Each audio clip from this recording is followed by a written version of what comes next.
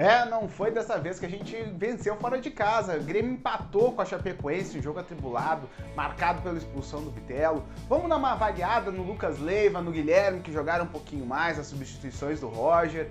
E o resultado, afinal de contas, ponto ganho, ponto perdido. Fica comigo aí, depois da vinheta a gente comenta isso aí e muito mais.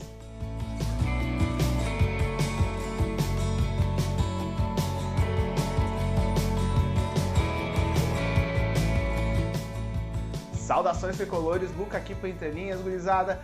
Já vão deixando aí o like, aquele da confiança, que você sabe que o vídeo vai ser legal. Vão se inscrevendo aí no canal, quem já não é inscrito, dá aquela força pra gente. Gremistas todo dia produzindo conteúdo para gremistas.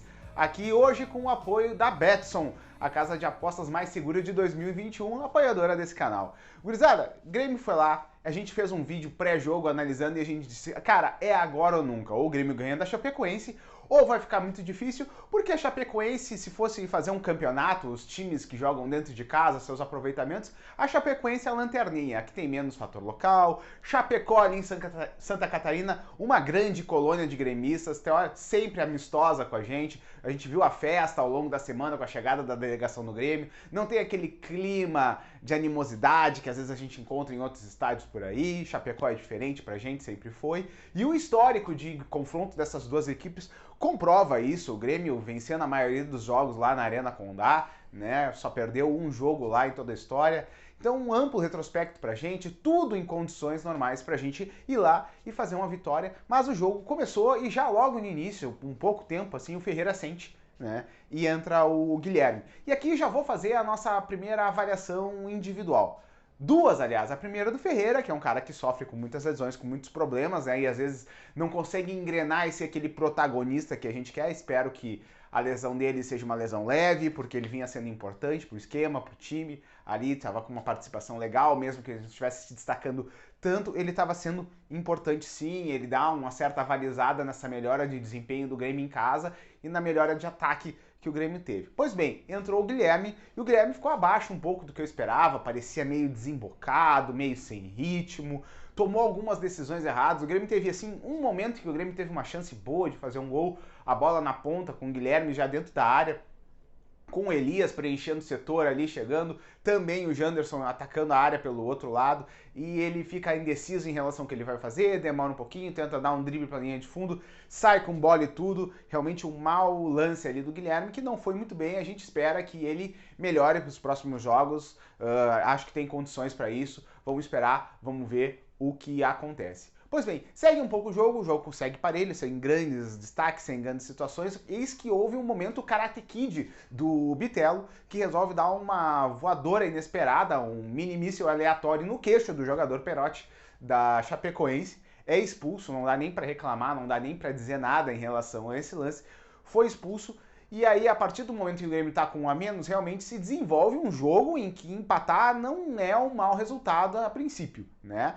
E aí, vamos começar a analisar quem entrou. Quem entrou, Lucas Leiva, aquele que a gente esperava, que a gente até queria que começasse o jogo, de certa maneira, mas entrou no decorrer do jogo, saiu o Campaz.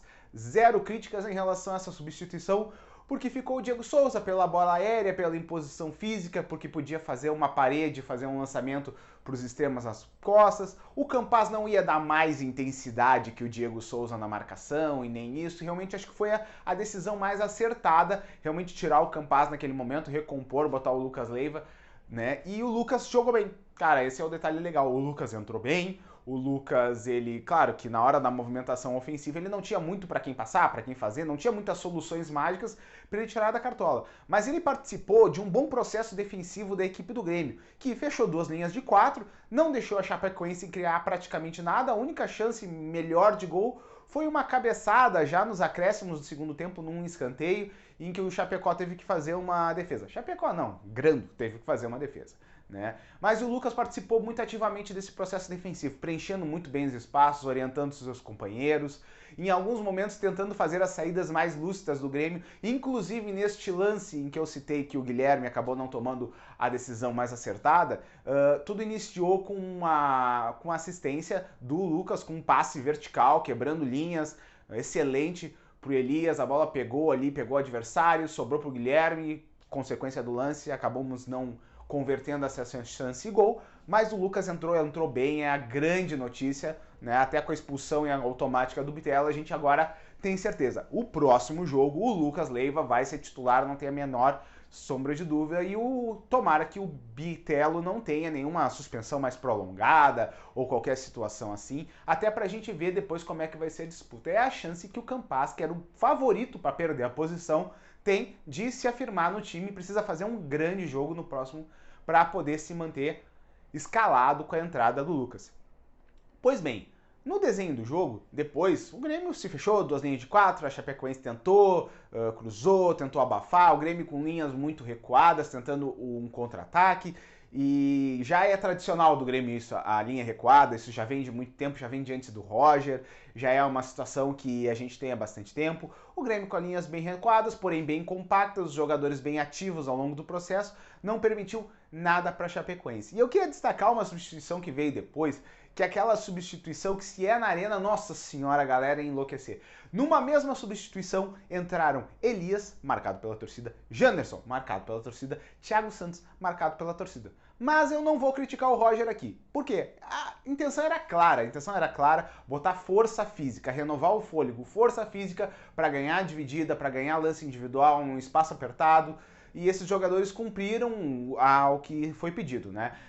O Janderson realmente não tinha outro, entrou no lugar do Biel, um pequenininho pelo outro, o Janderson ainda um pouco mais encorpado, mais ativo e com o fôlego em dia, né? O Elias já no lugar de um Diego Souza já cansado, entrou para fazer a função de centroavante, tentar puxar um contra-ataque, tentar dividir uma bola, tentar ser um pouco mais ativo na marcação da saída de bola, fez isso da maneira que pôde, participou, deu uma contribuição legal, né? E o Thiago Santos no lugar do Villasanti, que a essa altura do campeonato também já cansado, uma renovação de fôlego, entrou para dividir, para ganhar dividida, para ter intensidade, para ter força física, para ter bravura, e fez isso. O Grêmio não correu, continuou, aliás, não correndo nenhum risco, continuou jogando contra a Chapecoense, nada assim no ânimo do jogo exatamente mudou. Eu acho até que o Grêmio, a partir deste momento, com um pouco mais de fôlego, a Chapecoense se jogando um pouco mais para o ataque, o Grêmio até conseguiu um pouquinho mais, chegar um pouquinho mais ali na velocidade, na insistência do Janderson, na briga do Elias,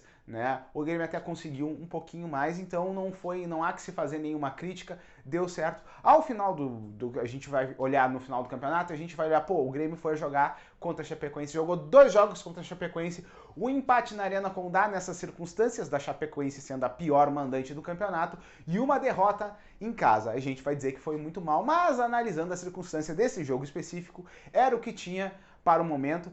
E, enfim, vamos agora tentar essa vitória no próximo jogo, vamos encarar, vai ter um tempinho de trabalho, vamos esperar que esse time ainda siga crescendo, que esse time siga crescendo na tabela, em desempenho, que a gente consiga finalmente a tão esperada vitória fora de casa e que continue, claro, é sempre ganhando dentro de casa. Gurizada, se você ficou até aqui, o vídeo foi mais ou menos legal, fez algum sentido pra você, então te inscreve aí, deixa o like no vídeo, compartilha nos grupos de WhatsApp e a gente se vê no próximo vídeo. Um abraço, Luca, valeu!